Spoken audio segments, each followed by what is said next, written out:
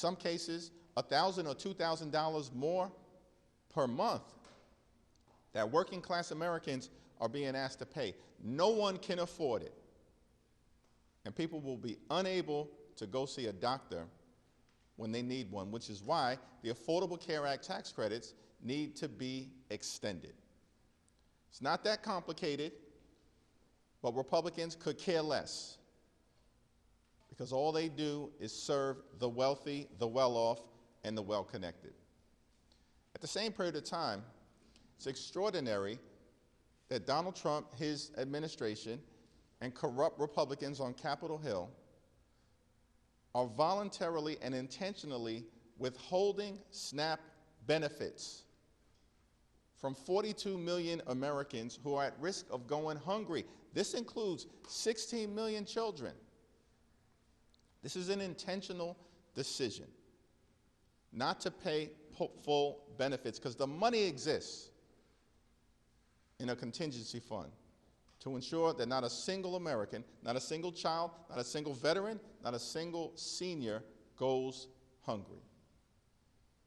This irresponsible behavior is the reason why the overwhelming majority of the American people are very clear that under Republican control of the House, the Senate, and the presidency, the country is moving in the wrong direction. Donald Trump's disapproval ratings are in the toilet. The American people know that all of the promises that were made to lower the high cost of living have not been kept. Costs aren't going down, they're going up. The situation is an ever-occurring disaster, which is why we're going to see big victories tomorrow by Democrats across the country. Questions? You mentioned SNAP in the funding for contingency plans and things of that nature. That only covers half of the program. Wouldn't the easiest way to fund SNAP just be for Democrats to vote to fund the government? No, the easiest way to fund SNAP is for the administration to do exactly what is done in so many other instances, including the administration finding $40 billion in order to bail out their right-wing dictator wannabe friend in Argentina.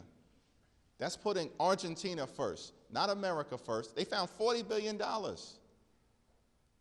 and now want to claim that they can't find a cent in order to make sure that millions of Americans don't go hungry. This is an intentional, vicious choice that Donald Trump and Republicans are making.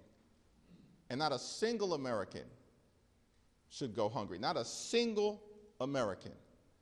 And it's the fault of Republicans that that is happening in this country right now. Thank you. Thank you. Jeffries, what do you say to progressives who are disappointed at your slow embrace of Zoran Mamdani, and yesterday saying you do not believe he's the future of the party? What I indicated is that if we truly believe, as many of us do, that Donald Trump represents an existential threat to everything, that in order for us to get from where we are to where we need to go and end the national nightmare, then House Democrats are going to have to be successful in taking back control of the House of Representatives. What about the slow embrace of Mamdani? I issued a statement on the eve of early voting, and the statement speaks for itself. It was reported earlier today that Nancy Pelosi is thinking about stepping down after tomorrow's election. What are your thoughts on the potential future in which Pelosi is no longer part of the party? Well, Nancy Pelosi is an iconic, legendary, transformational figure who has done so many things over so many years to make life better for so many people. Ultimately, we'll wait on her to see what decision that she makes. And there's nothing really more to say beyond that. Thank you. On the other side of the building, we heard last week that the SNAP deadline today was one of the drivers of behind-the-scenes bipartisan discussions. Now that we know that half of SNAP benefits are going to go out, a little more than 50%, is there still that urgency from both sides, in your view, to try to work out some kind of off-ramp here? The urgency, as far as I'm concerned, for Democrats is that we need to reopen the government. We need to find a bipartisan path forward to enacting a spending agreement that actually makes life better for the American people. But we also have to decisively address the Republican healthcare crisis. In a year where Republicans have enacted the largest cut to Medicaid in American history, almost $1 trillion ripped away from more than 14 million Americans. Hospitals, nursing homes, and community-based health centers are closing all across the country because of Republican policies and what they did in their one big ugly bill. Medicare is confronting a possible $536 billion cut this year if Congress doesn't act by the end of December because of the one big ugly bill.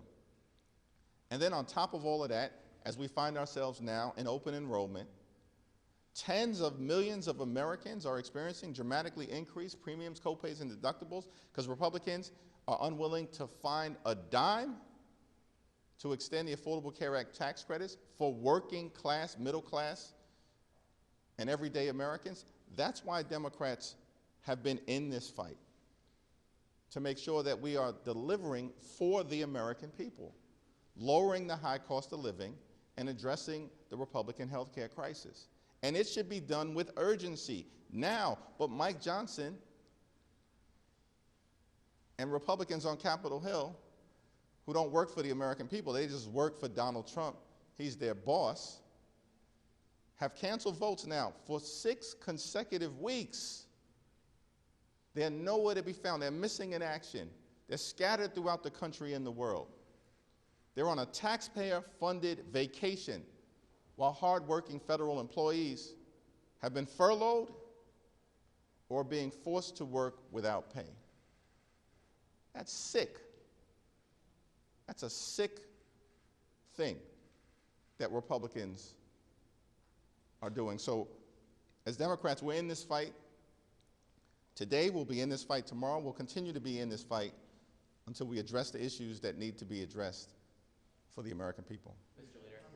Leader Jeffries, I guess on the Epstein files, which still have not been released, on a personal note, how does it feel to work with so many grown adults who have been obstructing the release of these Epstein files and, in effect, protecting pedophiles? Well, the Trump administration and Mike Johnson are running a pedophile protection program. That's what they've been doing. And that's the reason why they refused to swear in Representative-elect Adelita Grijalva. For weeks now. She was elected in late September decisively. And Representative-elect Adelita Grijalva still hasn't been sworn in because she'll become the 218th vote on an up or down piece of legislation that will require the Department of Justice to release the Epstein files. And yet week after week after week have gone by and Representative-elect Adelita Grijalva is unable to serve 800,000 plus people in the state of Arizona, all because of the pedophile protection program being run by Mike Johnson and House Republicans at the direction of their boss, Donald J. Trump. Thank you, Mr. Leader. You referenced the elections tomorrow, and you expressed for weeks that you expect Democrats to win in Virginia, New Jersey, and California. I'm curious if you believe those victories will be a result of you all presenting yourselves as a check on the Trump administration, or do you feel like Democrats have done an effective job kind of articulating the vision of what America will look like when Democrats are in control, not just resisting what the Trump administration has done, but also putting forward the vision to fix healthcare, as you said, put forward comprehensive immigration, all of the policy kind of planks that Americans are looking for government to fix. Have Democrats this year effectively put forward that vision, or is this just all about a referendum on President Trump and his administration? I spent time yesterday in New Jersey, including with the next governor of the state of New Jersey, Mikey Sherrill, who's running on a clear platform of lowering costs and making life more affordable. And that, of course, is what Democrats have been doing all across the country. And as House Democrats, we've made clear that the American people deserve better than the extremism that has been unleashed on them. From day one of this presidency, you deserve better That's the point that Democrats have been making all across the country. And that we're going to work hard to lower the high cost of living. We're going to work hard to fix our broken healthcare system. And we're going to work hard to clean up corruption in Congress, in the courts, and in the administration. Because Donald Trump is running the largest pay-to-play scheme in the history of the country in service of his billionaire donors and enriching his family and friends. And because that's the focus of the Trump administration, costs haven't gone down, they've gone up.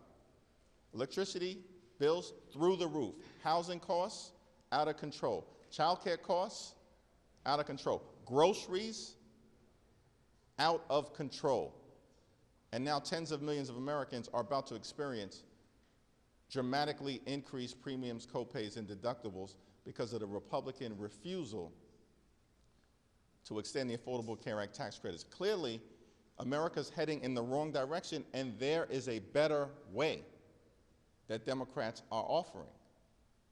And that's why I believe we're going to see significant Democratic victories across America, including in New Jersey, in Virginia, and in California. Thank you, thank you. 2 weeks ago, we saw competing bills from Senators Johnson and Van Hollen over how to pay federal workers, essential, non-essential. How do you encourage your Democratic colleagues in the Senate to reconcile those differences between the two bills moving forward, especially if only one of those can move forward and if it's unlikely for the Van Hollen's vote to move forward? It's not clear to me what's going to be on the floor of the Senate this week, but what we have said as House Democrats is that we will consider anything bipartisan that emerges from the Senate in good faith, that reopens the government, that is bipartisan in nature, that makes life better for the American people, and of course that decisively addresses the Republican healthcare crisis that's crushing people all throughout this country. In rural America, working class America, urban America, the heartland of America, small town America, and black and brown communities throughout America. The Republican healthcare crisis is crushing people. And that's why Democrats continue to stand up for everyday Americans. Thanks. If Democrats do well tomorrow, how do you think that would change the conversation in regards to the government shutdown? Do you think it could dislodge, get you guys unstuck from where you are right now? That's a question that needs to be asked of our Republican colleagues. They've been on the wrong side of Republican sentiment for weeks now. And they could care less. You know why? Because all Republicans care about is the opinion of one man, the puppet master of the Republican Party, Donald J. Trump. They don't care about anything else. How else can you explain the fact that they are weaponizing hunger? How else can one explain the fact that they refuse to extend the Affordable Care Act tax credits, and they're hurting their own constituents? The 5 states most impacted by the failure to extend the Affordable Care Act are all led by Republicans. West Virginia, Wyoming, Alaska, Mississippi, and Tennessee. Republicans could care less. How else can you explain the fact that Republicans have canceled votes now for 6 consecutive weeks, missing in action, taxpayer-funded vacation, running the pedophile protection program while doing nothing to make life better for the American people? It's all because Donald Trump hasn't given them the order to sit down and actually reopen the government and negotiate a bipartisan path forward. What's Donald Trump been doing this weekend? He was on the golf course, spitting in the face of the American people with his inaction and his indifference. Mr. Leader. A similar question. Johnson insisted this morning that tomorrow could end up being a sea change in this shutdown. Essentially, Democrats would no longer feel as afraid of their voters and thus might be open to moving and going along to reopen the government. Do you see that dynamic at all? And if not, could it be that Democrats actually hold out longer just to not prove? Whose characterization is that Democrats are afraid of their voters? That is a ridiculous characterization. When we consistently have been on the right side of the American people on all of the things, on the economy, on health care, on nutritional assistance, on the rule of law. on standing up for law-abiding immigrant communities, on defending our history, on the American way of life, and of course on democracy itself. And we're going to see that tomorrow, that we're on the right side of the American people. That's what this fight has been all about. And Republicans are angry, shaken up, confused, perplexed, and dismayed because they thought that their my way or the highway approach to governing was going to prevail. But Democrats in the House and the Senate, and I'm thankful for the leadership of Chuck Schumer and the courage and strength of Senate Democrats, because we're standing up for the health care of the American people, and that matters. And that's what this fight has been all about. Thanks. Thank you, Leader. Mike Johnson today said that he was paying attention to the November 21st date that they have attached to their CR. If Republicans are forced to rewrite or amend their CR, do you see that as an opening to demand negotiations? Yeah, the partisan Republican spending bill is dead on arrival. And it's been completely and totally unreasonable that Senate Republicans 13 different times have presented a bill that they know is going to go down to defeat because Senate Democrats and House Democrats continue to stand up for the health care of the American people. It's dead on arrival.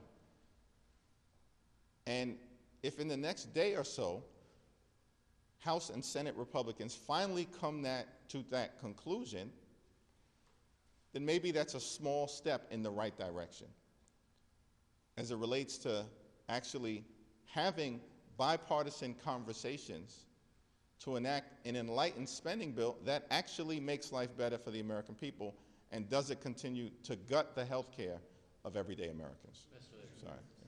Thank you, Mr. Leader.